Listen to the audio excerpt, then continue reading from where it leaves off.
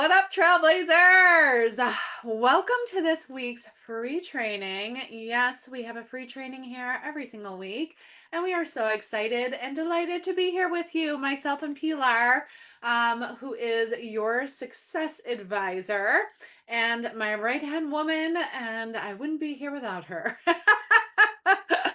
Quite literally. So, so we're so excited to bring you here to talk about your alignment and the 5 questions to ask yourself about how to know if you're out of alignment with your life's purpose. So here at the Institute for Female Trailblazers, this is what we focus in on. Our goal is to help as many women, hopefully millions of women, to align with their most authentic self and most authentic next level life purpose so that they can live their legacy and change the world. So, a lot of times where we start is like, how do I even know that I'm out of alignment with my life's purpose? And this comes from my personal experience and also 20 years experience of working with really high functioning women. And then, over 6 years just specifically in my business, working in these programs to help women find their alignment with their life purpose and to live in it consistently day in and day out. And there's so much that goes along with that. So there's a lot of support here in the Women on the Rise group. We offer a lot of support here. If you have any questions, please do not hesitate to reach out to Pilar or myself to ask any of your questions. We always love engaging with you, and we love having you here. So, what we're doing today is to really just gain clarity. I remember a moment in my life as I was sitting on, I shared one of my moments earlier on Instagram and even, on a reel here about sitting in a meeting. I have another story, right, of myself because it's not just like a one and done, you guys. There isn't just like, oh my gosh, I had this epiphany. It is a journey, okay? This realization, this awareness, and the movement into your authentic self and next level life purpose. It is a journey to be had. It's you will have a lot of aha moments and you'll have a lot of like, holy crap, this is actually happening and everything's falling into place. Actually, Pilar and I were just talking about that today. And it's just like step by step. So if you don't know what reel I'm talking about, go check it out. Again, on Instagram or Facebook, they're both places. I think TikTok even. Anyways, we're all over the place. Very strategically though. But this is another one that I've had, and this is actually in my blog article about this specific experience and the different questions that I started asking myself. So there was a moment where I remember sitting on my couch. This was at a different facility, again, a different treatment center that I was working at. And I was sitting on my couch overlooking this beautiful state park that we were right up against. And I was sobbing. I was sobbing because I didn't know what was wrong with me, right? Here I am. I've made it. This was the first opportunity that I had to, somebody handpicked me to come into start a treatment facility, create clinical programs, which I love doing and I help other women do now in the Legacy Builders. But I was doing that. I got to create the clinical staff. I created the systems and procedures. I helped with Joint Commission. I did all of these things, right? I essentially checked all the boxes. People were headhunting me. I'm like, I should be on cloud nine. I should be so happy. I should be so grateful. Inside, though, there was something really off and I knew it. And I just felt like I was broken. There was something wrong with me that, like, why couldn't I just get it together? Maybe my husband's right. And again, he said this in the most loving way of just like, listen, each time you go to like this new place, like a new job, the time that you're happy gets shorter and shorter and shorter. I felt like a failure. And This is why I do what I do. This is one of the reasons why I created the Institute for Female Trailblazers, these free trainings, and all of the programs that we have, so that other women don't have to question like that, don't have to think that there's something wrong with them, right? This is actually a cue. This is a sign. So, that is my personal experience with this. And where are you on that? Let us know. Are you just sort of curious, right? Because again, it's this journey. Are you curious, like, hey, something's off? Or have you hit that moment where you're sitting crying, saying, what the heck is wrong with me? Why can't I be happy? What is happening here, right? Put it in the comments. This is a private group, this is a closed group, so we can be really open with each other. Because what is so important is that we know that we're not alone and that there is a way through this. There is a specific thing that you're going through and there is a specific reason you're going through it, and you are not alone. Maybe put that in the comments. I am not alone. I am not alone. Put it in the comments. Feel it, know it, right? You're here for a reason. You are here for a purpose. So let's dive into that. All right. Again, today, diving into how to know if you're out of alignment with life's purpose, with your life's purpose. And these are going into 5 questions to ask yourself. So grab your pen and paper, make sure you write these down so that you have them and you can reflect on them a little bit more because this is a very short training. So, the first question is to actually look at your calendar. Something very simple. Something very simple. We're going to ease into this bad boy, right? Something as simple as looking at your calendar. And when you're looking at your calendar, this is when I realized that, something is really off, right? Well, one of the things that helped me to realize it. Look at your calendar. Does it actually reflect what you say matters most to you? Right? Does your calendar reflect? So that's the first question. Does your calendar reflect what you say matters most to you? I remember saying, like, my family is so important to me. Being there for them is so important to me. Family vacations are so important to me. Ongoing education is so important to me. All of these different things. And what I realized is that my days were stacked with meetings, with board meetings, with what else? What else? There were why can't I think of it? Finance meetings, right? Like to talk about like the business's financial standings and stuff like that. When I was working for corporate, now I have that in my own business where I take a look. But anyways, it was stacked with that. And guess what I was missing? I was missing, actually, it's crazy. I remember missing two family vacations, two family vacations. I remember missing softball tournaments and all of these different things. I mean, I could go on and on, but I think you get the gist of that. So I knew that my values were not aligned, right? And being able to really see that black and white on my calendar was pretty devastating. And no wonder why I felt so burned out and frustrated. So let's look at this from like a psychological standpoint here.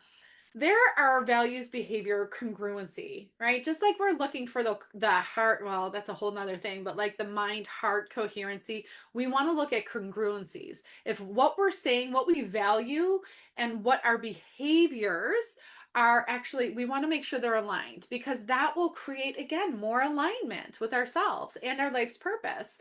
Our life's purpose isn't just one slice of our pie. If you're thinking about your entire life, it's all dimensions. So anyways, is there values behavior congruence?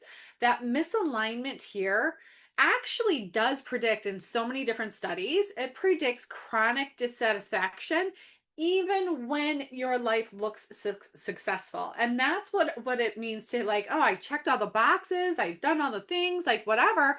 On the outside, I look like I have it all together, like everything is moving. On the inside is where it's devastating. And this is really that, if you know anything about the identity threshold framework, if you don't, please reach out to me. We do have an entire training, like free training about the identity threshold. framework and mapping your moments. Anyways, there's this dissonance, right? We have this misalignment, and that's what we call dissonance. So when you're looking at this, right, again, it's like I can say that I value this, but am I really, really acting in alignment with that? That is the first thing to start looking at. And again, I like the visual, and I mean there's the black and white, right, of just like the calendar.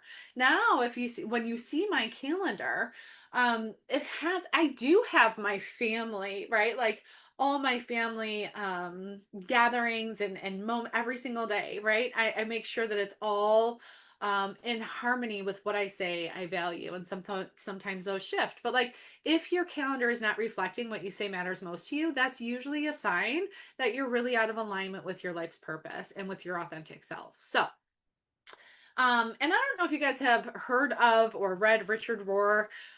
He was a monk, but he's more of a spiritual leader now, and he wrote this book, Falling Upward.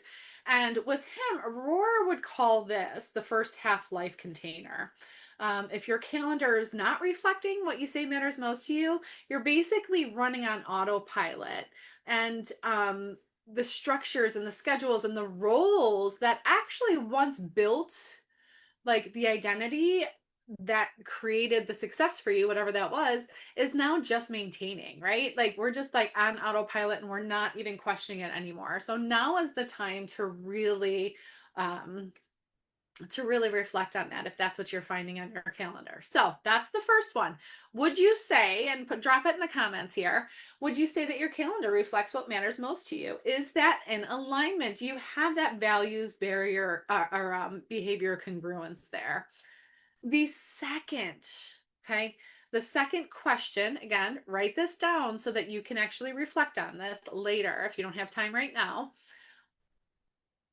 Are you living from a role that you built to stay safe or receive approval, or from what you actually value or are inspired by underneath? So, are you living from a role that you built to stay safe or approved of? Right? That's well, I'll get into that in a minute. Or from what you actually value, what you are inspired to do underneath all of that. Okay. So, what we're essentially asking here is, are you functioning from a role of expectations or obligation?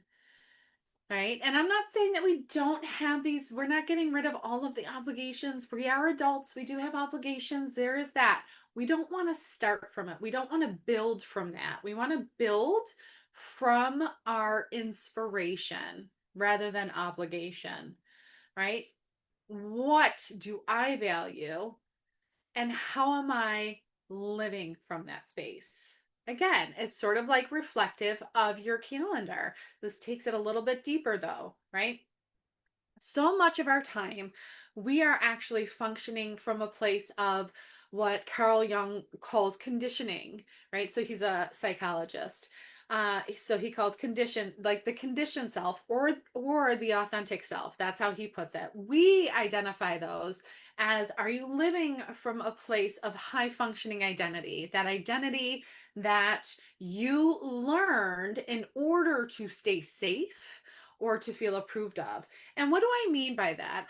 A lot of times, like when we're kids, we're pretty freaking amazing as human beings, honestly, and the way that we adjust and adapt to things. So if we find that our loudness or our bigness or our big dreams make other people feel uncomfortable, and maybe they say to quiet down, to get your head out of the clouds, right? To that you're not going to make it this way, right? Like you have to be realistic about things, right? Especially if you're a big visionary and you have like a lot of imagination. How many visionaries do we have in this group here? Put it in the comments. Put visionary right here. Visionaries often like see how the world can be.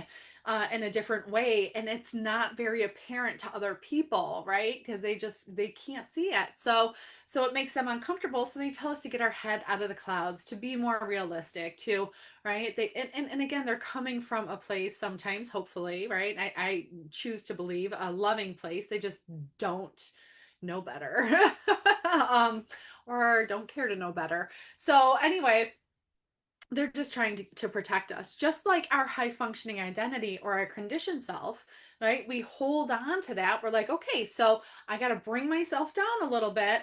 I can't like be so imaginative. I have to be realistic. So you try to fit into their box, right? That's what I mean by playing a role that you built to stay safe or approved of.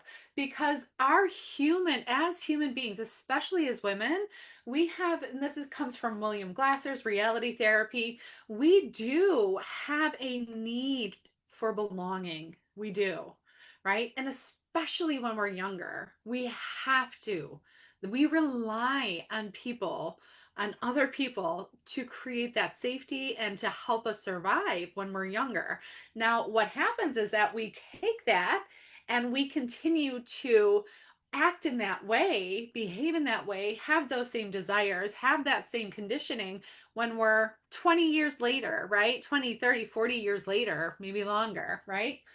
Decades. So this is really based out of if we're looking at psychology, it's attachment based. They're protector rules, like I said, super adaptive strategies formed very, very early to maintain that connection or that safety. So again, when we're looking at this, it's more of just like, what is my conditioning, or what are my high functioning identities, rather than the truer self or the authentic self or the expanded, what we call in the Institute, the expanded identities. So when we're looking at this, right, it's not that these identities or these roles built to stay safe or approved of are bad. It's just simply the identity that we built in the first half of life that was like it was built out of necessity, like I said, and clinging to it past its usefulness is what actually creates that suffering. So, where are you? Are you living from a place of obligation or inspiration the majority of the time, right? Because, I mean, again, like I said, we have those obligations, but if you're functioning, I remember talking to a woman who joined my program, and I said, hold on a second. How much of your day is spent out of obligation? She said 95% easy without even blinking. It's like, that is where we're creating suffering here. What is going on? Right, and then just pulling back those layers to bring out like what inspires her. And now I see, and I keep in contact with her, and she's living such an inspired life. I just love it so much. So that's the second question. Okay, are you living from a role that you built to stay safe or approved of, or from what you actually value or are inspired by underneath?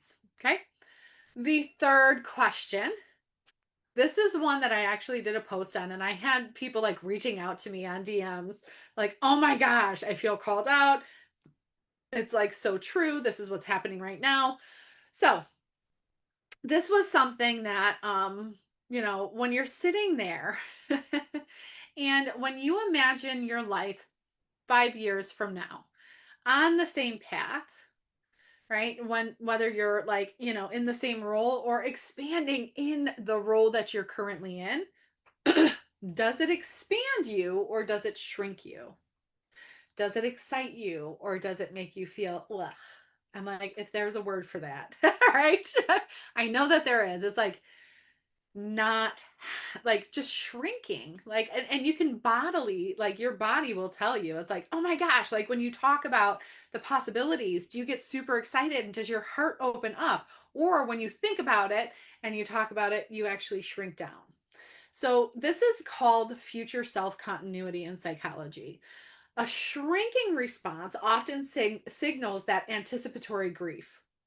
It means that we're like, oh no, I'm grieving like my future, essentially. Like I can't see myself going on like this. Um, so, and of course, like I said, the expansion is like you're on track. Or even pay attention to, like, because when I was at my last corporate job, there are things that really inspired me. And those are the things that I carried with me. Those are my genius zone that I carried with me into my business, right? But not everything was meant for me. So again, you might have glimpses of like that really inspires me. Also, notice the contraction, the shrinking. That's something that you want to, look at, like, how can I move away from that? So when we're looking at this, and I remember this is the one that I was telling you about that it hit me when I was like in a meeting. I was in like we were talking about profit and loss, right? Within our facility and stuff like that, and like, yeah, all these things, right? And I just remember like sitting there and sort of, and I don't want to say glazing over. It was like all like, on the phone and virtual and stuff like that because there were multiple facilities.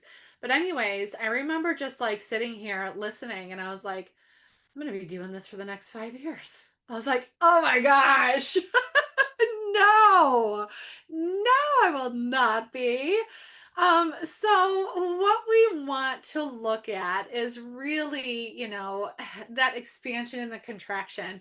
This is a somatic and an energetic like compass of telling you where you're meant to be, where your energy's flowing, where it's actually like bringing you down and making you heavy. So being able to just really understand. And when I think about this too, I think of Brianna Weist's central thesis, and The Mountain is You, right? That's the book. It applies directly here that the obstacle in front of you is often the exact thing pointing toward the growth that you're avoiding. Okay. So being able to recognize this, to recognize that growth is going to scare you in a different way. It's not going to create this heavy, yucky feeling. It's actually going to give you that inspiration. So giving it life. So, anyways, that's just what I think of when I'm talking about that. So that's the third question. When you imagine your life 5 years from now on the same path, again, whether you're in the same, role or an expanded role, but it's the same path, does it expand you or does it shrink you? Number four, love this one. Use it a lot in therapy, use it a lot in my coaching. When you're making decisions, whose voice is making this decision for you? Whose voice are you making this decision for and from? Okay. Is it yours? Is it someone you're still trying to please or to prove something to? Is it a limiting belief that is coming to you from your family? Right? We have in psychology, we really look at like internal family systems and those internalized voices. And to really be able to differentiate is a core developmental task. So, right, because a lot of times it sounds like her voice is like, oh yeah, it's so clear, it is my voice. No, you can't do that. No, now is not the time. No, blah blah blah blah. But when you really, really get down into it, it is about living from somebody else's fears. I remember, I mean, like, I didn't even need my mom to say this, even though she did, like, later when I was like, yes, I'm leaving corporate. And she was like, what? She's like, you can't do that. You are you earn more than your husband. You have all the insurance. You have the health insurance. You have this. You have that. You finally, you're doing great. You're making more money than I have ever made. Da, da, da, like all these things, right? So just, and that's just what she said, like, I want to say probably 7 years ago when I was talking about, creating my business and truly investing in it. Um, and so, but even before that, I had been in and out of entrepreneurship in so many different ways while still like, having, I had my side gigs while still having my main job, very consistent with my mother. Anyways, um but I remember the reasons, like when I reflect back of just like why I didn't make the leap then. And there were so many like, oh, that would be irresponsible of you. You can't do that right now. Maybe when the kids get older, well, you have to have this much money, but like all of these things that just, again, when I looked at that, I'm like, that is so my mom's voice and probably a little bit of my dad's voice too. right? Where he was the one that told me, he's like, well, don't be disappointed if you don't make it into the college that you want, because you're not that smart. And my grades were not great. I mean, like, they were B's, right? Like, I was like an average student. Um, C's and B's, right? But he was like, again, they were trying to be very realistic for me out of their fears. So their voices now become yours. Does that happen to anybody else? Yeah, put a yes in the comments. So when you think about, right, something that has been like a burning desire in your heart, in your soul, of like, this would be so cool to create, right? When you think about your life's purpose, this would be so cool. Whose voice usually comes in? Like, really get down into it. Put it in the comments. Is it your mom, your dad, your grandmother, a teacher, right? Whose voice is it really? And again, Richard Rohr, he writes extensively about how much of the first half of your life is truly spending in, like, for the approval of others. Again, parents, cultures, institutions, before we are actually spiritually mature enough to ask what is ours. There are so many. Michael Singer talks about this in Surrender Experiment. Donnie Epstein talks about this in the 12 stages of healing. Ram Dass talks about this. Elizabeth Gilbert talks about this. Brianna Weiss talks about this. I mean, like, we have so many individuals who are talking about this. So again, from a psychological standpoint, whose voice is it? All right, so that was the fourth. Whose voice are you making this decision for? Number five, the final question to ask yourself, right?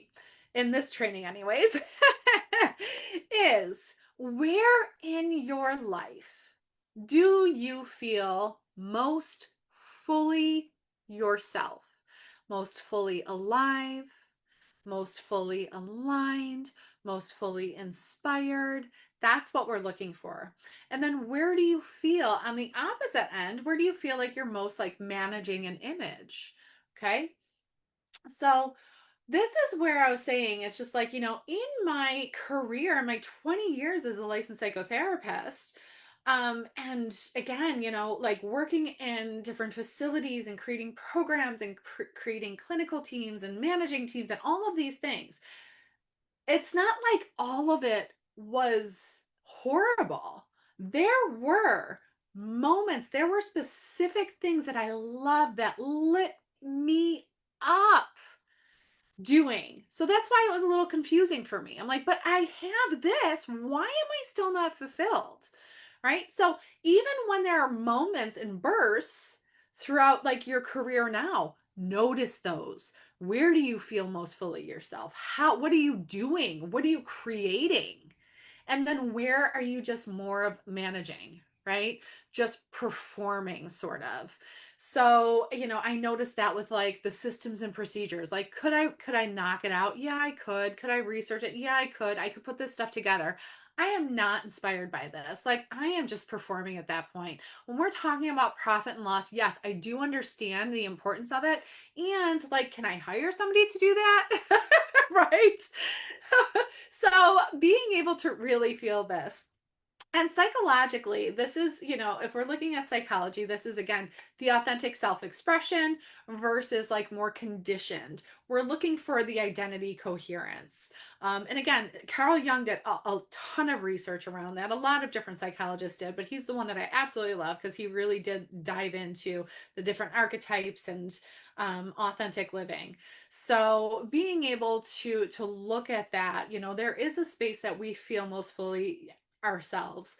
And I love Elizabeth Gilbert's Big Magic, right? She really frames this in that book as a difference between living in partnership with like inspirational and creative truth, right? Where we get to create, how we're getting to create. So that truth versus living in a way that's just like managing a perception, a life ruled by this image that we're supposed to have. We're supposed to have the white picket fence. We're supposed to go on vacations.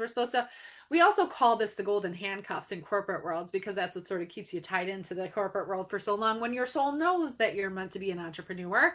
Again, visionaries are often entrepreneurs, or at least very high leaders. So this is that inspiration and creative truth that we're looking from. And Roar, again, I love these authors and the way that they express this. So that's why I really bring it in. Rohr calls this fully yourself moments, right? Glimpses of the true self breaking through, breaking out of the container. And they might be, as I was saying before, right? It's like those brief, often very unplanned, and usually the most reliable evidence of what the second half of life is inviting you into. I more recently, well, I'd say in the past year, worked with this very high executive in hospital management. She did a lot of how do I want to say, utilization review, but also like crisis management. Her title is completely slipping.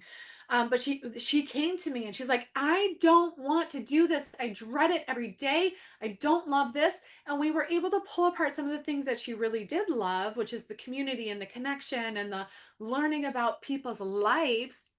But where her heart was in art. All of her spare time was always like doing art projects and crafts and bringing things to life through artistry. And now I'm so happy to say she owns her own art studio with another woman, and everything that they're putting out there is just so beautifully inspired.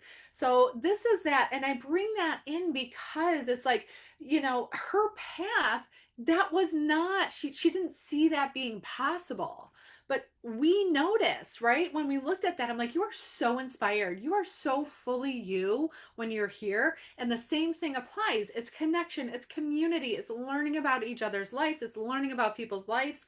And it was just this beautiful connection that she had, and I just love seeing it. She's the arts beacon in Atlanta, so if you're down there, please stop in. She's killing it over there, and she has so many cool things happening. So all right. Those were the 5 questions to ask yourself. How, in order to learn, like, if you are truly living in alignment with your life's truest purpose, and in alignment with your authentic self. And those two always go together. The more authentic we are, the more aligned we are going to be with our life's purpose. So, if you are interested in more, if you feel sort of stuck and unsure, you guys, we have a 6-week self-paced course. It is crossing your identity threshold because we are truly moving into another identity, a truer identity. And this is the course that takes you through step by step with training videos, with deep exercises and assessments and somatic practices. I mean, oh, it's just such a all-encompassing self-paced program that we've never had before. We actually just launched it this year. So if you want more information on that, I know that it's on the landing pages. It's in um, I want to say it is on, I think it might be on my website, but anyways, you can reach out to Pilar or I, and we can direct you into that course. So it really creates some big movements in creating that clarity and being able to get some massive movement happening. I could tell you stories upon stories about what happens when you actually sign up for this course. So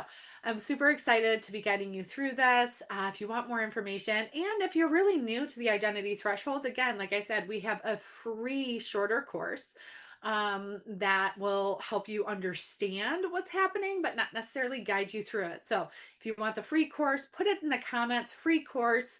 And that will get you aware, that will help you with your awareness of what's happening. It's always helpful to put a name to what's going on. So, and it gives you a roadmap too. But definitely the self-paced course, the Cross Your Identity Threshold, will take you deeply into each and every exercise that is going to move you into your next level. So if you want the free, put free in the comments. If you want self-paced, put like threshold in the comments, and we'll get that over to you. All right, sending big love, and we will see you next week.